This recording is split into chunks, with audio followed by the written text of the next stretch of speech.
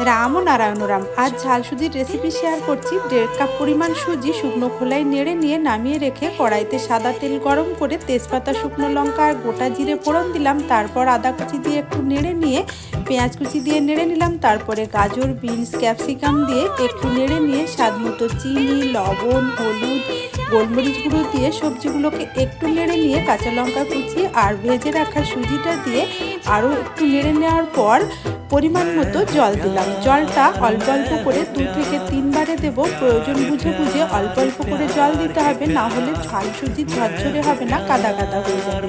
ঠিক এভাবে অল্প অল্প করে জল দিয়ে মোটামুটি 7 থেকে 8 মিনিট রান্না করে নেওয়ার পর 10 মিনিট ঢাকা দিয়ে রাখলেই ঝরঝরে ঝাল সুজি রেডি হয়ে যাবে। সকালের টিফিনের জন্য সার্ভ করে দিলাম ঝাল সুজি।